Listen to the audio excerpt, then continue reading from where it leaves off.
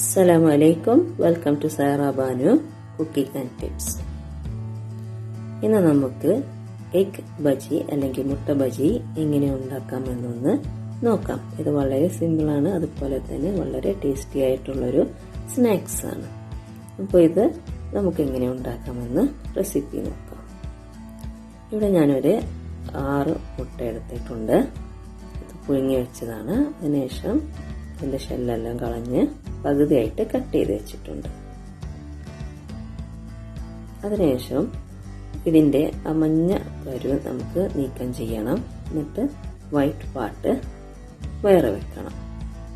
ഇത് വളരെ ഈസി ആയിട്ട് നമുക്ക് റിമൂവ് ചെയ്യാവുന്നതാണ്. ഇങ്ങനെ ഓരോന്നോരോന്ന് മാറ്റി വെക്കുക.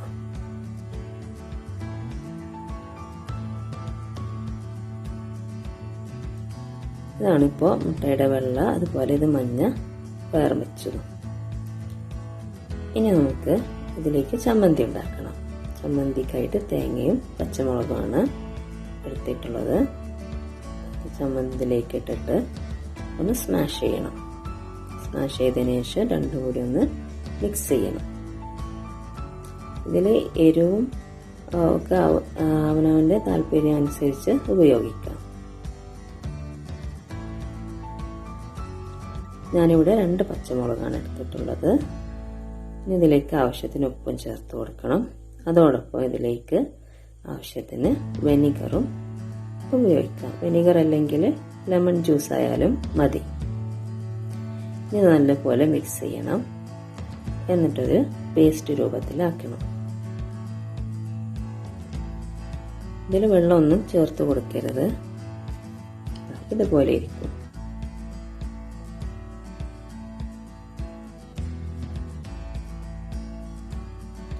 ഇനി ഇത് റോൾ ചെയ്തിട്ട് ചെറിയ ചെറിയ ഉരുളകളാക്കിയിട്ട് നമ്മുടെ മുട്ടയുടെ ഹാഫ് മുട്ടയുടെ വെള്ളയിൽ ഒതുങ്ങുന്നതിനനുസരിച്ച് നമുക്ക് റോൾ ചെയ്തിട്ട് അതിൽ വെച്ച് പിടിപ്പിക്കാണ് വേണ്ടത്.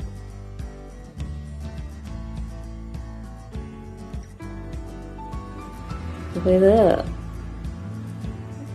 റോൾ ചെയ്യുമ്പോൾ അതിന് പാകത്തിന് വെക്കുന്നതാണ് ഏറ്റവും നല്ലത്.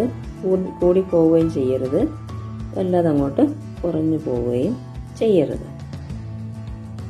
വളരെ ടേസ്റ്റി ആയിട്ടുള്ള ഒരു റെസിപ്പിയാണിത്. ഇതെല്ലാവരും ഒന്ന് ട്രൈ ചെയ്യുക. ഇതുപോലെ ഇരിക്കണം.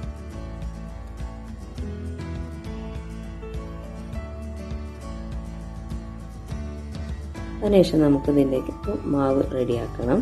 ഞാനിവിടെ എടുത്തിട്ടുള്ളത് കടലമാവാണ്.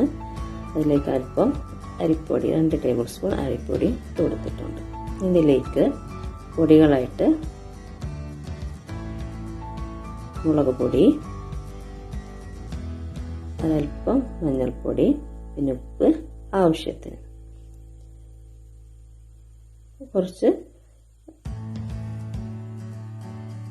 ഗരം മസാലപ്പൊടിയും ചേർത്ത് കൊടുക്കാം. ഇതുപോലെ നല്ലപോലെ മിക്സ് ചെയ്യണം. ഇതാണ് ബജിക്ക് ആവശ്യമുള്ള മാവ്. ഇനി ഒരു പാനിൽ എണ്ണ വെക്കുക. അതിനുശേഷം ബജി ഓരോന്നായിട്ട് ഇതുപോലെ ഇട്ട് കൊടുക്കണം.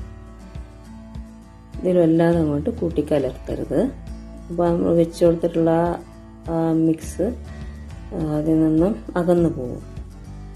എണ്ണ ചൂടായാൽ നമുക്കിതിലേക്ക് വളരെ സേഫായിട്ട് ഇട്ട് കൊടുക്കാം.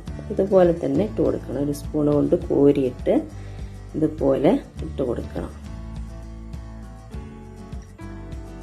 ഇതുപോലെ വെച്ച് കൊടുക്കണം മാവില്. അതിനുശേഷം അതിന്റെ മുകളിലേക്ക് മാവ് ആക്കിയതിന് ശേഷം ഇത് കോരിയിട്ട് ഒരു സ്പൂൺ കൊണ്ട് തന്നെ കോരിയിട്ട് എണ്ണയിലേക്ക് സാവധാനം ഇട്ട് കൊടുക്കണം.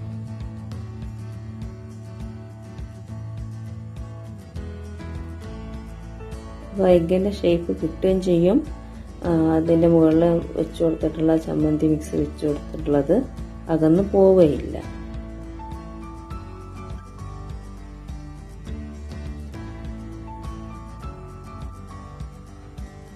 ഇത് വേവിക്കുമ്പോൾ ഫ്ലെയിം ഒന്ന് മീഡിയത്തിലിടുക.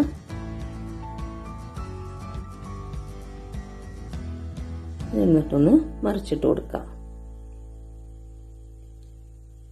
വളരെ ടേസ്റ്റി ആയിട്ടുള്ളൊരു സ്നാക്സാണ്. എല്ലാവരും ട്രൈ ചെയ്യുക, ലൈക്ക് ചെയ്യുക, ഷെയർ ചെയ്യുക, കമൻറ്റ് ചെയ്യുക. സബ്സ്ക്രൈബ് ചെയ്യാത്തവരുണ്ടെങ്കിൽ സബ്സ്ക്രൈബ് ചെയ്യുകയും ചെയ്യുക. തൊട്ടടുത്തുള്ള ബെല്ലൈക്കൺ കൂടി ഒന്ന് ക്ലിക്ക് ചെയ്യുക. ഇതാണ് നമ്മുടെ മുട്ട ബജി അല്ലെങ്കിൽ എഗ് ബജി. ഇതുപോലെ എല്ലാം ഒന്ന് ഉണ്ടാക്കിയെടുക്കാം. വളരെ ടേസ്റ്റി ആയിട്ടുള്ള റെസിപ്പിയാണ്. എല്ലാവരും ഒന്ന് ട്രൈ ചെയ്യുക. കുട്ടികൾക്കൊക്കെ വളരെ ഇഷ്ടപ്പെടുന്നൊരു റെസിപ്പിയാണ്.